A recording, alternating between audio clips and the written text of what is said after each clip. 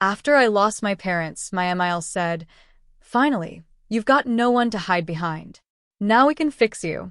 She took my phone, deleted all my contacts. Fresh start. No pity parties. My husband just watched. I took a deep breath and said, "You just freed me." Weeks later, she found out what I did with the inheritance and collapsed on the spot. I was 27 when my mom died. My dad had already been gone 3 years by then, cancer. He was sick for a while, the slow kind where you start losing pieces of them before they're even gone. My mom and I took care of him together. When he passed, we leaned on each other like two legs of a broken stool. It wasn't perfect, but it held. Losing her felt different. I had just talked to her 2 days before it happened. She had a minor stroke in the night and was gone by the end of a week. The doctor called it a second, massive event. That's what they called it. An event. I remember thinking how cruel it was to use such a casual word for something that shatters your life. I don't even remember the funeral all that well. I remember the smell of the lilies. I remember the sound of the priest's voice and how fake it felt. I remember people saying how strong I was being. I wasn't strong. I just felt like there was nothing left to do. My family was gone. Completely gone. No siblings. No grandparents left. My mom was the last tether, and now she was ash in a box I had to choose an urn for. My husband Evan stood beside me the whole time, but I can't say he was with me. He did the things, made sure the priest arrived on time, talked to the funeral director, organized sandwiches for the wake. But he didn't look me in the eye. He never asked how I was really doing. Just told me to get some rest. Said I should let people help. A few days after the funeral, Evan brought up the idea of staying with his parents for a while. "You shouldn't be alone right now," he said. I told him I wanted to stay in my mom's house for a bit. It was paid off. She left everything to me. It was quiet, and I felt like I could think there.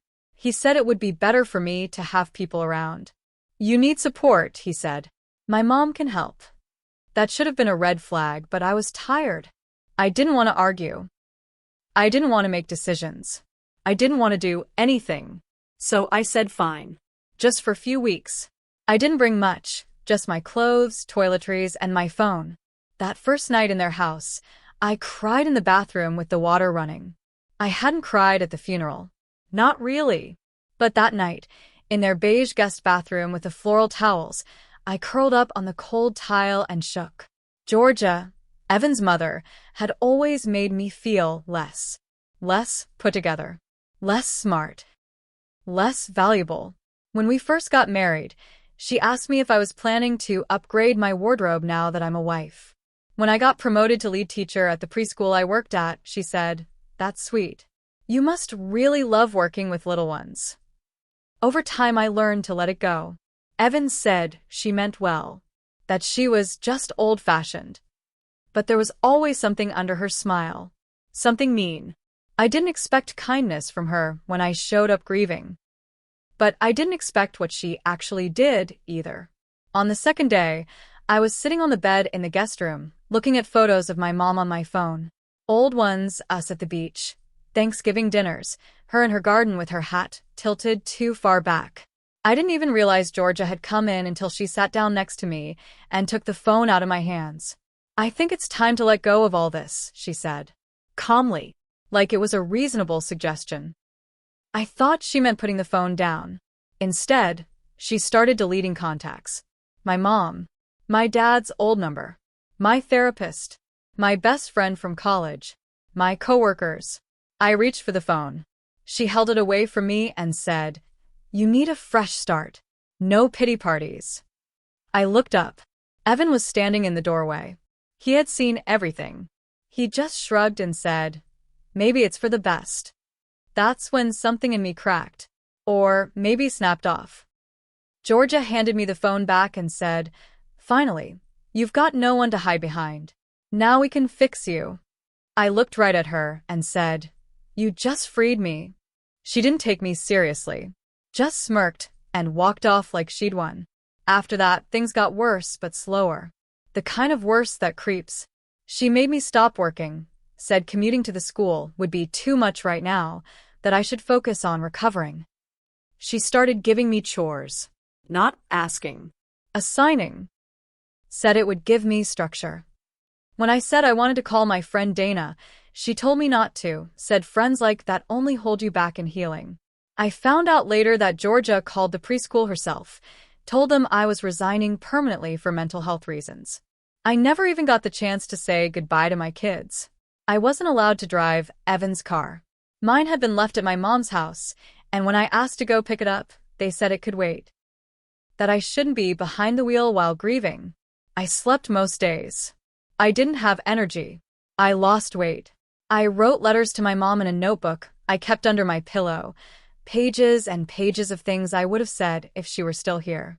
Sometimes I just wrote her name over and over until my hand cramped. But I also made plans. I remembered something my mom once told me when she was updating her will. Don't let anyone touch your peace. It didn't make sense to me then. Now it did. When she passed, her lawyer, a quiet man named Harris she had worked with for years, contacted me. We met once, briefly, in a coffee shop downtown. I signed papers. He explained that my mom had placed everything into a trust that protected it from anyone but me. My name only. He asked if I wanted to set up a business account for any future use of the money. I said yes. I told him I had no plans yet, but I'd reach out when I did. He told me to keep all information private. I nodded. Back at George's house, I pretended. I kept my head down. I stopped asking for anything. I said thank you when she handed me lists. I cooked. I cleaned. I let her think she had won. That I was soft clay in her hands. The truth is, I was waiting. 3 months later, they both left the house one morning, Georgia to some garden club luncheon, Evan to work. I had already packed what mattered. I called a moving truck. They met me at the curb. I walked out of that beige house and never looked back. I moved into my mom's house. Renovations had already started. Quietly, with money from the trust and permits filed under a name Georgia didn't recognize. I turned the house into a child care center. My mom always dreamed of doing that, said it would be the perfect place for kids to grow and feel safe. She had even drawn up a plan once, long before she got sick. I found it in a drawer after she died. I named the center after her. Marion's Garden. The sign went up a few weeks after we opened. Georgia came by the next day. Someone must have told her. Maybe a neighbor. Maybe Evan finally noticed I wasn't coming back. I watched her from the security camera, pacing at the gate. She rang the bell 6 times. Then she saw the sign. She froze. Just stood there, staring. Then her knees buckled, and she dropped right there on the sidewalk. I didn't go out. I called an ambulance anonymously and went back to setting up blocks in the playroom. That was the day she realized I was never theirs to break. Georgia didn't die on the sidewalk. She was taken to the hospital for what they called a stress-induced fainting episode. That's what Evan texted me from a new number I hadn't blocked yet. He didn't ask if I was okay. He just wrote, "You really hurt her. She's your family too." That word, family, it felt like a joke. But I didn't respond. I thought that would be the end of it, her meltdown, the tantrum, and then silence. But I had underestimated her. It started small. Code enforcement came by, asking to see my permits. All were in order. Then a week later, CPS showed up. An anonymous complaint had been made about an unsafe environment for children. I had only been open for 2 weeks. The agent took one look at the spotless classroom, the labeled cabinets, the toddler-proof safety gear, and apologized for wasting my time. But I knew it wasn't random. Next came the letters. Legal-looking envelopes from a law firm Georgia used to work with. She was trying to claim that part of the inheritance should have gone to Evan, since we were married and I had relied on his family's support during a period of mental instability. They even included screenshots of text messages she had sent me, heavily edited, twisted, taken out of context. I sent everything to Harris, my mom's lawyer. He handled it quietly, officially, professionally. The trust couldn't be touched. She had no case. Still, the letters kept coming. One night, I found Evan waiting outside the daycare center after I had closed up. He looked thinner, tired. I hadn't seen him in over a month. "You need to stop this," he said. "Stop what?" I asked. "You're trying to destroy my mom." I laughed for the first time in weeks. A dry, ugly laugh. "She's doing that to herself," I said. "She's not sleeping. She cries every day. She says she feels betrayed." "She is betrayed," I said. "She just thought I was the one she could do it to and get away with it." He looked away, like a child who didn't want to hear the truth. Then he said something that made my blood go cold. "She said she's rewriting her will. That you're dangerous. That if something happens to her, everyone will know it was you." I didn't respond. I just walked back inside and locked the door. That weekend, someone egged the center. Cracked shells and yellow slime all over the welcome sign, over my mother's name. One of the neighbors cleaned it up before I even saw it. I only knew because she left a note. "Saw what happened. I'm so sorry. You're doing good work. Don't stop." I kept the note. 3 days later, I got a visit from the board that issues childcare licenses. There had been a complaint that I was emotionally unstable and a threat to children. They told me they were required to follow up, but that my reputation with the city and the staff references were solid. Still, I knew what this was. Georgia was trying to ruin me by 1,000 paper cuts. So, I did something I hadn't done before. I went public. Not on social media. I didn't want pity. I didn't want attention. I just started telling the truth. To the board, to the local preschool directors, to the parents touring the center. When asked why I started Marion's Garden, I told them. My mother passed, and her memory was the only thing I had left. I built this for her. And some people tried to take even that from me. But I'm still here. I never said George's name. I didn't need to. A month later, Evan showed up again. This time, with a file folder. He asked to come inside. I didn't want to, but something in me said yes. He looked tired, nervous. He sat down in the playroom, on a tiny plastic chair, and handed me the folder. "Everything she's done," he said. "The calls, the complaints. I kept track." Inside were printouts of emails, screenshots of texts, recordings of voicemails where Georgia ranted about destroying that little brat's business. "She's out of control," he said. "I'm sorry." I just looked at him. "You let her do it," I said. "You stood there when she took my phone. You let her erase my life." "I know," he said quietly. I didn't know how far it would go. I didn't tell him he was a coward. I didn't need to. He looked like someone who finally realized it himself. "She changed her will," he added. "Cut me out. Said I was too soft. That I betrayed her." I said nothing. He left the folder on the table and walked out. I haven't seen him since. 2 days later, I got a visit from Georgia herself. She didn't ring the bell this time. She just stood on the sidewalk, in the same spot where she collapsed weeks ago, holding an envelope. I watched her from the camera. She didn't move. Just stood there for over 10 minutes. Then she dropped the envelope on the ground and left. Inside was a single sheet of paper. A handwritten note. "You've destroyed this family. I hope you're proud." No signature. Just that. And taped to the paper, a copy of her original will. The one where she had listed Evan as her only heir. The message was clear. She wanted me to know what I had taken from them. But the truth is, I never took anything. They were the ones who tried to take me. And they failed. It was quiet for a while after Georgia left that letter. A week passed, then 2. I thought maybe she had finally run out of ways to come after me. I kept my head down. The center was steady, not booming, but enough kids to keep the lights on, and the rooms full of laughter. That helped. Then something happened I didn't see coming. A woman came to tour the center. Early 40s, well-dressed but simple. She seemed nervous. Said she was new to town and looking for somewhere to place her niece, who'd just come to live with her. I gave her the tour, answered all her questions, then offered her coffee in the staff lounge. She didn't touch it. Instead, she looked me straight in the eye and said, "I'm not here for daycare. I'm here because I know Georgia." My stomach dropped. She pulled out her phone and showed me a picture, Georgia and her, smiling in front of a lake. A fishing trip. She said her name was Claire. She's my half-sister, she said. We didn't grow up together. Different mothers. But we found each other about 5 years ago. Tried to build something. I sat back in my chair.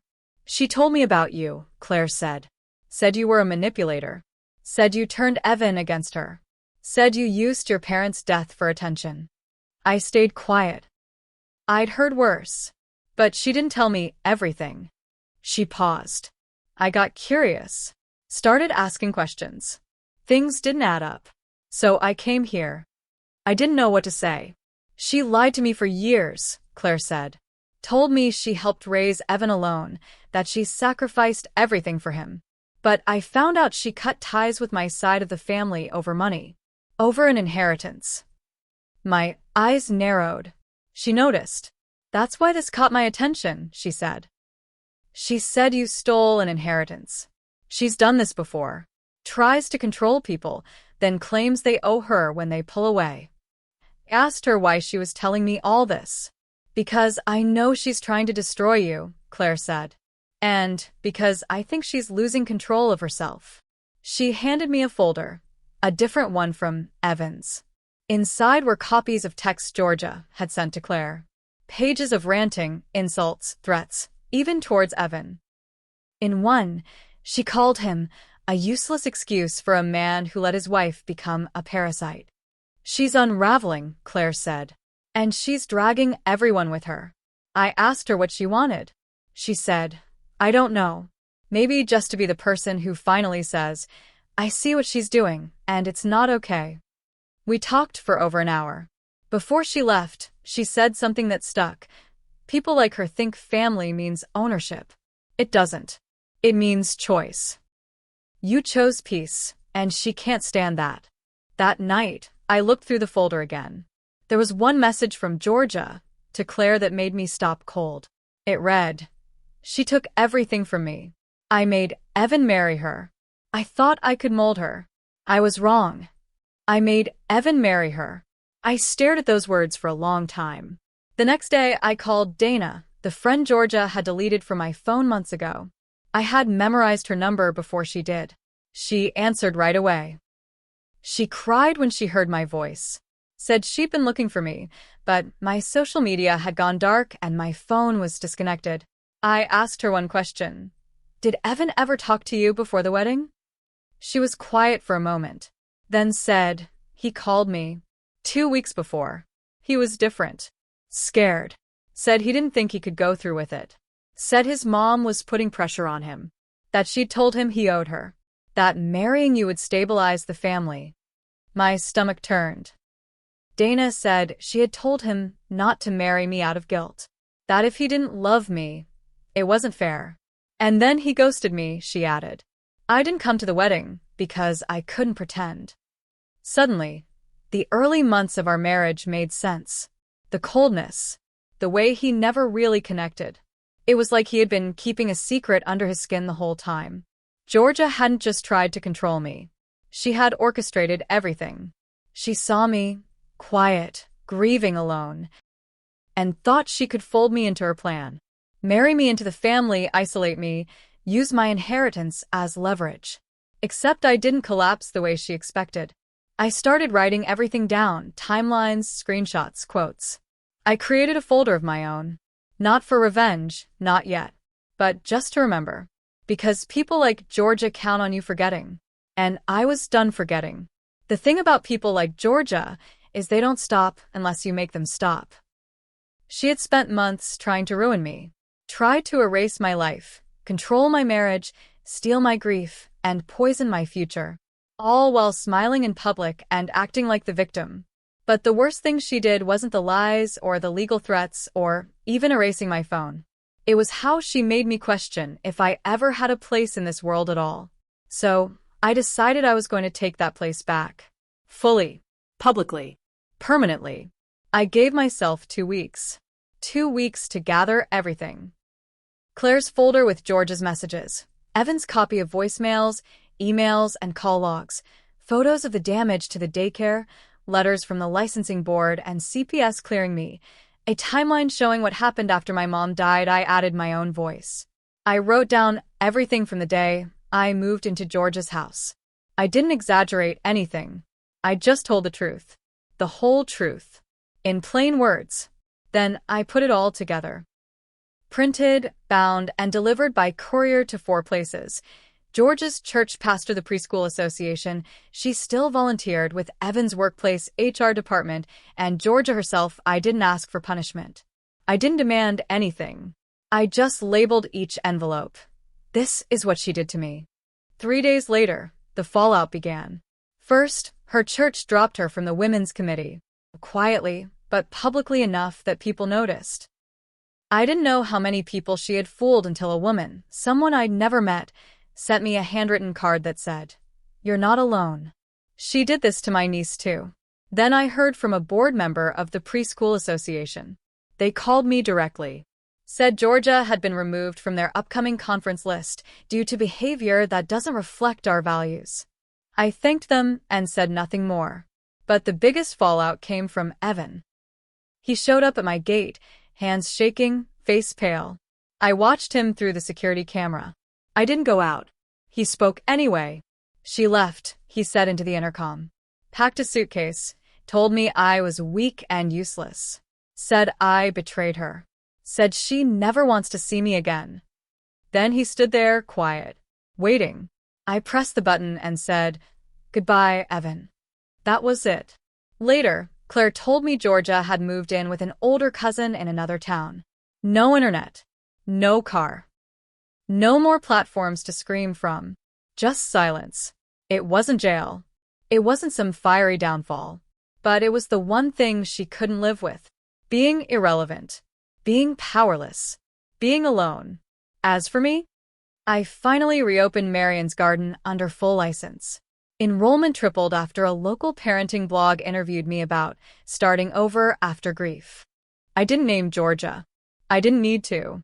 I talked about what it meant to keep going after losing everything and how healing doesn't mean forgetting, it means planting something new in the space that was burned. Dana came to visit the center. We cried. Then we laughed. Then we cried again. She started volunteering on weekends, reading stories to the toddlers. They loved her. Claire, and I stayed in touch. She visits sometimes, drops off supplies, always brings tea. Quiet strength. The kind of person I wish I had known earlier. I don't hate Georgia anymore. I don't think about her every day. But I'll never forget what she tried to do. And I'll never let anyone do it again. One afternoon, months later, I opened a drawer in the office and found my old notebook. The one where I wrote letters to my mom when everything was falling apart. The last page had just 2 words. I'm still here. So I added 3 more. And I'm not afraid. That was my real revenge. Not destroying her.